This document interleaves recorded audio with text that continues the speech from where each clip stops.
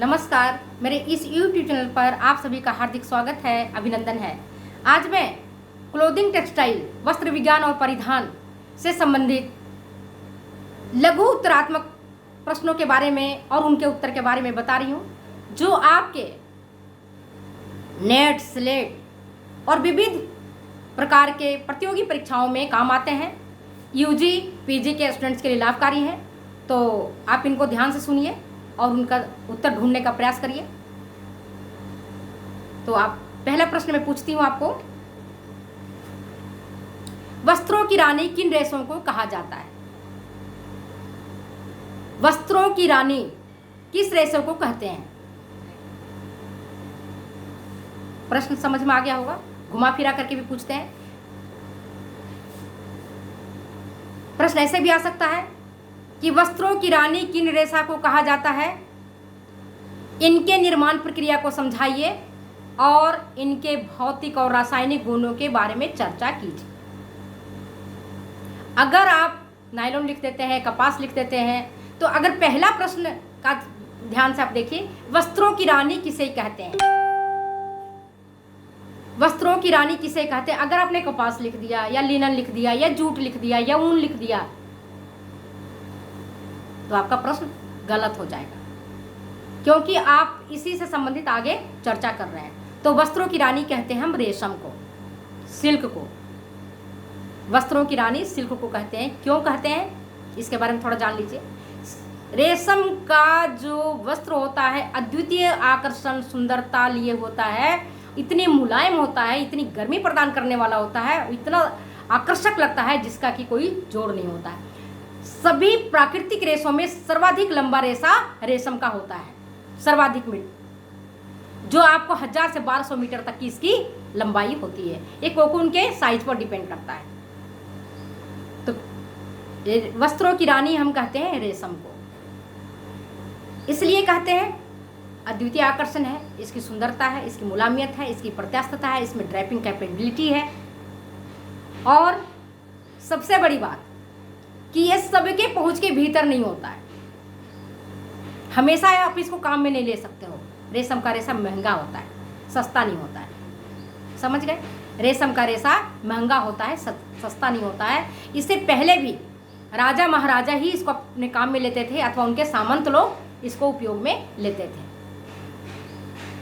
रेशमी वस्त्रों से बने जो पीताम्बरी है, हमारे कृष्ण भगवान का मुख्य वस्त्र है, परिधान है पीताम्बरी।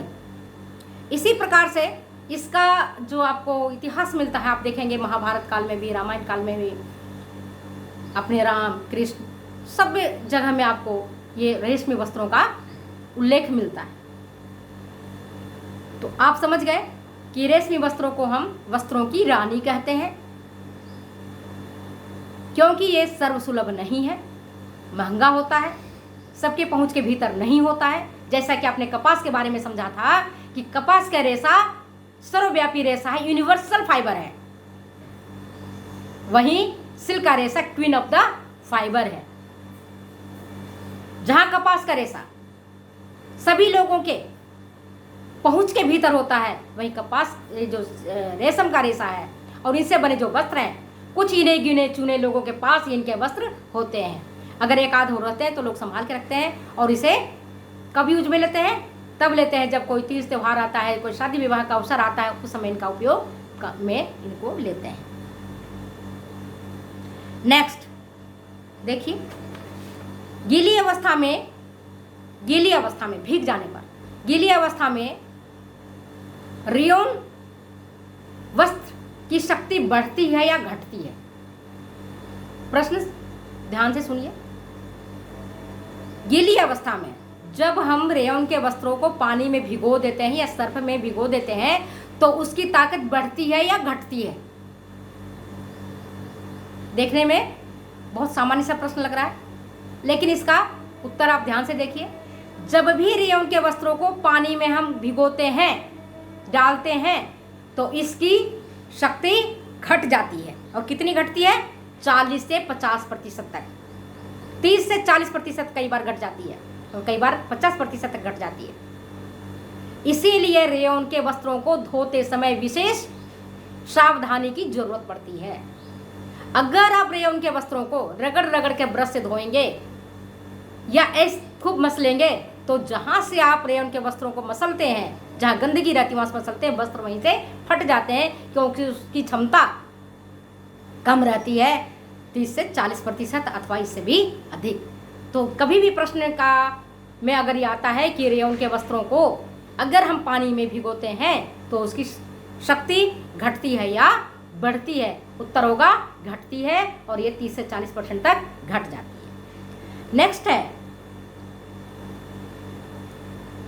सूक्ष्मदर्शी से, तीसरा प्रश्न है आपका, सूक्ष्मदर्शी से अगर आप कपास के रेशों को देखते हैं तो उसकी संरचना कैसी दिखाई पड़ती है?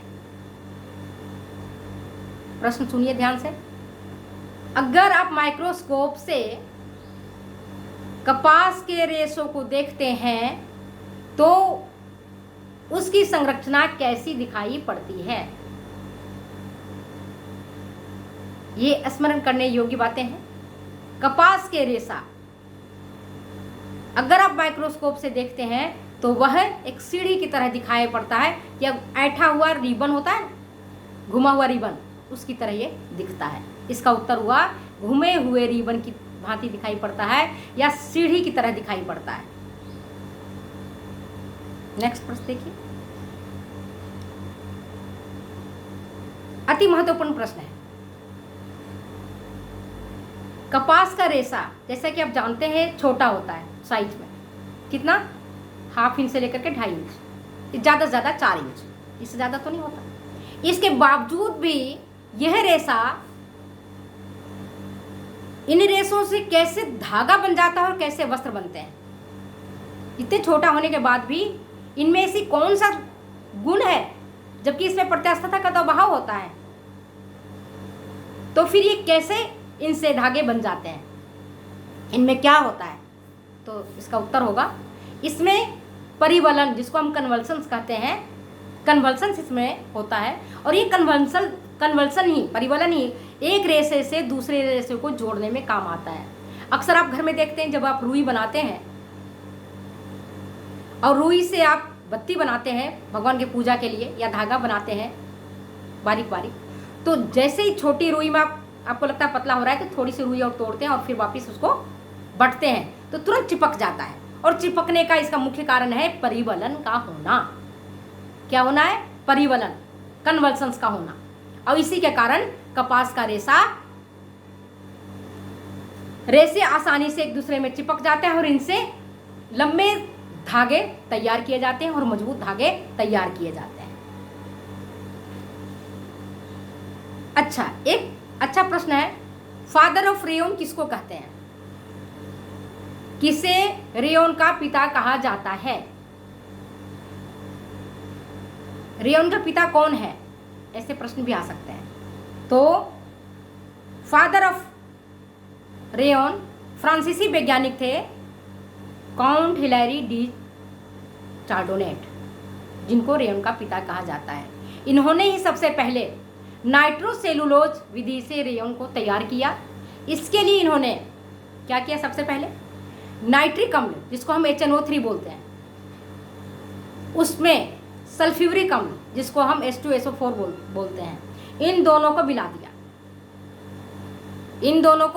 मिला दिया और इसी में कॉटन लिंटर्स, जो मैंने पहले भी चर्चा किया है कि जो बेकार कॉटन होते हैं, जो फेंकने योग्य होता है, जिसको किसी काम में नहीं लिया जाता है, जिसको आप समझते हैं कि रद्दी में जा रहा है, उस कॉटन लिंटर्स को, छोटे छोटे कॉटन के तंतु को नाइट्रिक अम्ल और सल्फ्यूरिक अम्ल में घोल देते हैं और घोलने के बाद इसका नाम पड़ जाता है नाइट्रोसेलुलोज। सेलुलोज इसलिए पड़ता है कि कॉटन का है और नाइट्रिक अम्ल इसमें डला हुआ है, इसका नाम पड़ जाता है नाइट्रोसेलुलोज। अब इस नाइट्रोसेलुलोज जो आपको घोल मिला, इस घोल में ईथर और अल्कोहल को डाल देते हैं और जब ईथर और अल्कोहल को डालते हैं तो यहाँ पर एक कोलोइडल सॉल्यूशन बन जाता है। कोलोइडल सॉल्यूशन समझते हो? वैसा सॉल्यूशन जो ना तो बहुत गाढ़ा होता है और नहीं बहुत पतला होता है। अब गोंद देखें, गोंद की तरह होता है, चिपकाने वाला गोंद जिससे आप करते हो ना, पेपर वगैरह चिपकाते हो तो गोंद की तरह होता है, ये माड़, चावल का माड़ जो पकता है ना, तो माड़ की तरह इसका सॉल्यूशन बन जाता है। और इस जब कोलोइडल सॉल्यूशन बन जाता है तो इस कोलोइडल सॉल्यूशन को एक चलनी नुमा, जिसको हम स्पिनिरेट बोलते हैं, हिंदी में समझिए चलनी जैसा, तो चलनी नुमा चीज़ें बन जाती हैं। और इस चलनी नुमा चीज़ों से, उस स्पिनिरेट के छिद्रों से जब हम कोलोइडल सॉल्यूशन को निकालते हैं, है ना, तो रेयन का पतला पतला धागा बन जाता है। ठीक उसी प्रकार से जैसे अब दीपावली या दशहरा में आपके घर में बेसन की सेवइयाँ बनाई जाती है या आटे की सेवइयाँ बनाते हो, तो चलनी तो होता है छोटा सा, जिसमें आप बेसन डालते हो और ऊपर से जब प्रेशर देते हो तो वो नीचे गिरता जाता है और लंबी लंबी धारियाँ बन जाती है। इसी प्रकार से कोलोइडल सॉल्यूशन में जब हम स्पिनिरेट के छिद्रों से कोलोइडल सॉल्यूशन को डालते हैं तो उससे पतली पतली क्या होती है, धारियाँ बन जाती है और वो धागा के रूप में तैयार हो जाता है। ईथर और अल्कोहल वातावरण में आकर के उड़ जाता है, सूख जाता है और आपको रेशा तैयार मिल जाता है। ठीक, तो अब मैंने ये महत्वपूर्ण प्रश्न बताए हैं। फिर मिलते हैं नेक्स्ट वीडियो में। अगर ये वीडियो आपको अच्छी लगती है तो शेयर करें, कमेंट करें, सब्सक्राइब करें। थैंक यू, नमस्कार।